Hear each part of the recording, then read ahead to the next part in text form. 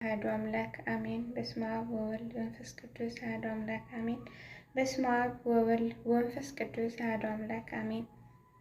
ሰላም እግዚአብሔር አምላኽ ይብዛሕልኩም ስድራ እግዚአብሔር ናይ መሰረት ዩቲዩብ ኩራት ተኸታተልተይ ከመይ ቀኒኹም ከመይ ኣለኹም? እግዚአብሔር ይመስገን ክኾን መርስኹም በዓልቱም ተስፋዬ አሜን። እግዚአብሔር አምላኽና ከም ኃጢአትና በደልና ኸይረአና ሰዓት እንዲያን ዘብፅሕና ክብሪ ምስጋና ንኸውዳሴና ይኹን ነው። ከምኡውን ወዳልኽ ምስገን ካሕፎ ወዳሴ ትፍልየና ማምላክ ቅዱስ ወሰን ቅድስት ድንግል ማርያም ዝኸበረትን ዝተመስገነትን ትሆን። እሽምባር ኩራት ተኸታተልቲ ሕፅር ዝበለት መንፈሳዊ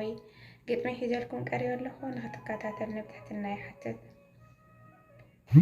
ኣርእስቲ ግጥሚ ኣይትናወፅን እያ ተዋህዶ። ኣይትናወፅን እያ ተዋህዶ ዝመፀ እንተመፀ መኒዩ ዘናውፃ ክርስቶስ አምላኽና ብደሙ ዝሃነፃ ኣይተዓረግ ኣይትሕደስ ጥንታዊት እያ ተመሪፃ ኣይትናወፅን እያ ተዋህዶ ብምድራዊ ዓመፃ ኣይትናወፅን እያ ተዋህዶ ብምድራዊ ዓመፃ ቀደም እኳ እንተኾነ ኣብቲ ናይ ቅትለት ዘመን ጣዖታት ዘምልኹ እዞም ኩሎም ኣረሜን ክንደይ ቅዱሳን ተሰይፎም ክትርእዩ ዘይእመን ኣኽሊል ዓወት ጨቢጦም ብናይ ጎይታ ሓበን ኣኽሊል ዓወት ጨቢጦም ብናይ ጎይታ ሓበን ለምውን ተወሉ ኣሪጋ ንሐድሳ መሲልዎ መንበረ ንሳስ የብላን ኣበሳ ብደም ክርስቶስ እያ ተባሪኻ ተቐዲሳ ኣይትናወፅን እያ ተዋህዶ ናይ ዓለም መናፍቕ እንተበርትዐ ንፋሳ ኣይትናወፅን እያ ተዋህዶ ብናይ ዓለም መናፍቕ እንተበርትዐ ንፋሳ ኣዶ እንጦንስ መቃርስ ያኮ ቅድስቲ ተዋህዶ ኣዶ ቅዱስ ጳውሊ ናይ ባሕታውያን ኣቦ ኣዶ ቅዱስ ጳቂሞስ ኣረጋዊ ዘይትሕደስ ንውልድ ወለዶ ኣዶ ገዳማውያን ጥንታዊ ተዋህዶ ኣዶ ገዳማውያን ጥንታዊ ተዋህዶ ኣዶ ናይ ሰማዕታት ናይ ኩሎም ቅዱሳን ዘይትፈርስ መቕደስ ብጎይታ ዝተሃነፀት ዘይትነቓነቅ ከውሒ ብዝመፀ ማዕበል ቅድስቲ እያ ተዋህዶ ቅንዕቲ ሃይማኖት ቅድስቲ እያ ተዋህዶ ቅንዕቲ ሃይማኖት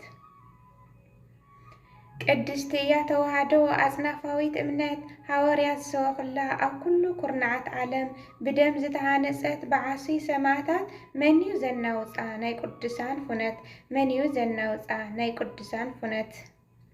ኣይትፈርስን እያ ተዋህዶ ከውሒ መሰረታ ብኹር ደሙ ዝተኸልዓ እቲ ልዑል ጎይታ ኣፍ ደገታት ናይ ሲኦል ኣየናውፅዋን እንተመፁ ብትርታ ዘይናወፅ የለን ተዋህዶ ሳላ ሓቅነታ ዘይናወፅ የለን ተዋህዶ ሳላ ሓቅነታ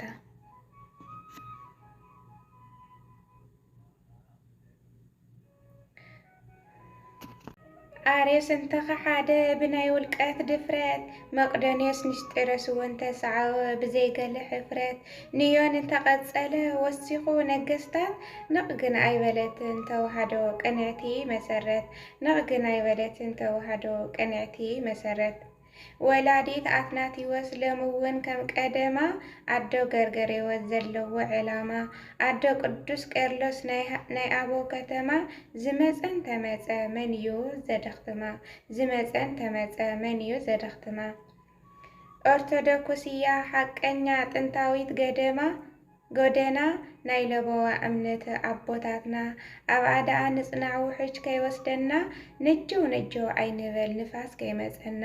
ነጀው ነጀው ኣይንበል ንፋስ ከይመፀና ሓደ ጎይታ ሓንቲ ጥምቀት ሓንቲ ሃይማኖት ከም ዝበለ ቅዱስ ቄርሎስ ፎነተ ቅዱስ ናይ ኣበው ቀደሞት ናይ ነቢያት ትንቢት ናይ ሃዋርያት ስብከት ኣይተኣርግ ኣይተሓድስ ዘለኣለማዊት እምነት ኣይተኣርግ ኣይተሓድስ ናይ ዘለኣለማዊት ህይወት ጨካን ናይ ኔሮን ዘይሕፀር ናይ ተዋህዶ ዕምሪ ሰይፉ ዲዮቅሌጣኖስ እንተወሰኸ ናህሪ ሓደ እንተሞተ ኣሸሓት የፍሪ ብደም ሃኒፀንጎ ዝሃብዎ ክብሪ ዘይቅየር የለን ናይ ተዋህዶ ክብሪ ዘይቅየር የለን ናይ ተዋህዶ ክብሪ ክሕደት ናይ ድዮን ፍጹም ዘይቅየር ብዝመፀ ማዕበላት ብፅንዓት ስዒራ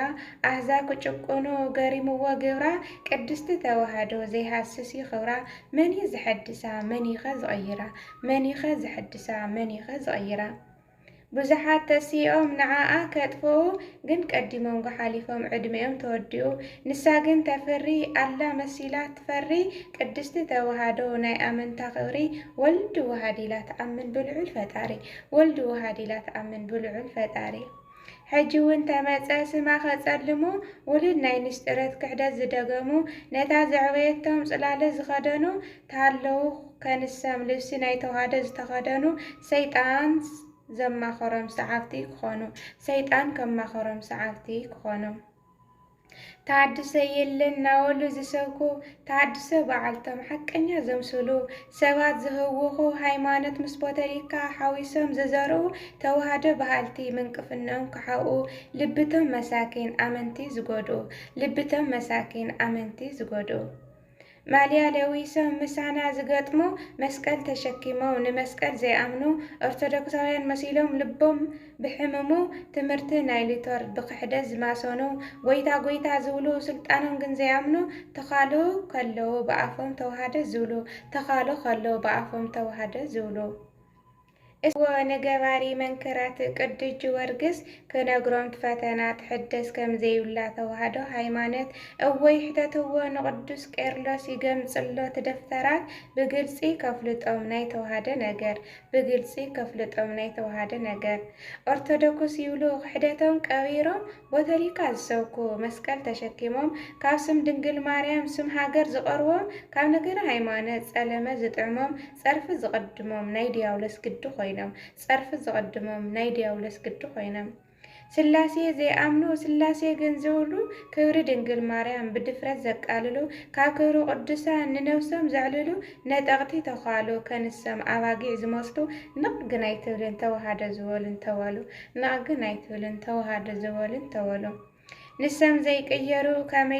ከመይላ ተዋህዶ ትሕደስ መሰረታ መንድዩ ኢየሱስ ክርስቶስ ኣዕጽምቲ ኣበው እስከ ይመስክር ይጽሓፍ ይነበብ ሓቀኛ ምስጢር ታሪክ ናይ ተዋህዶ ኣስፊሮም ይንገሩ ታሪክ ናይ ተዋህዶ ኣስፊሮም ይንገሩ እለስክንድሮስ አትናቴዎስ መጽኦም ይመስክሩ ኣፍ መናፍቕ ዓጽዮም ወንጌል ዝመሃሩ ደቅልጥያንስ ይተሓተት ናይ ተዋህዶ ኩናት እስከ ከመይ ነይሩ ሓበን ናይ እምነትና ዓለም ዝመስከሩ ሓበን ናይ ሃይማኖትና ዓለም ዝመስከሩ ንዘክረም እወ ኣቦ ክንደይ መናፍቕ ዘሕፈሩ ንስጢርሳዊ ትምህርቲ ኣዕሚቖም ዝመርምሩ እስኪ ይተሓተቱ ዮሃንስ ኣፈወርቂ ይገለጽ ደፍተሩ መጽሓፍቶም መሳጢሮም ንውዲ ሳጥናኤል ፈጺሞም ዝሰዓሩ ብስብከት ወንጌሎም ንዘይ ኣመንቲ ዋዕተቦም ዘእሰሩ ብስብከት ወንጌሎም ንዘይ ኣመንቲ ማዕተቦም ዘእሰሩ ኣበው ዘጽንሕዋ ኣዕጽምቲ ከፊሎም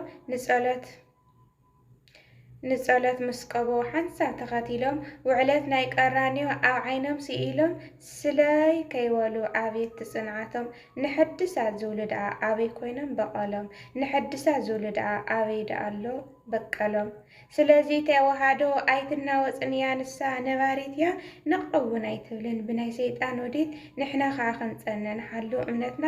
ኣብ ኣሰር ንርገጽ ኣበው ዘጽንሑና ኣብ ምድሪ ኣይኮነን ሰማይ እዩ ሃገርና ኣብ ምድሪ ኣይኮነን ሰማይ እዩ ሃገርና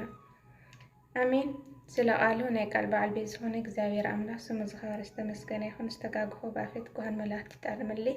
ጽኒድኩም ስለሰማዕኹም ንኽራት ተኸታተልተይ ብጣዕሚ እየ ዘመስግን እተባራትዕኒ ዘለኹም ሳብስክራይብ ላይክ ሼር እናገበርኩም ተባራትዕኒ ዘለኹም ካብ ልብ እየ ዘመስግን እግዚአብሔር ይኽበረለይ ወስብሐት ለእግዚአብሔር ወለወላዲቱ ድንግል ወለመስቀሉ ክቡር ኣሜን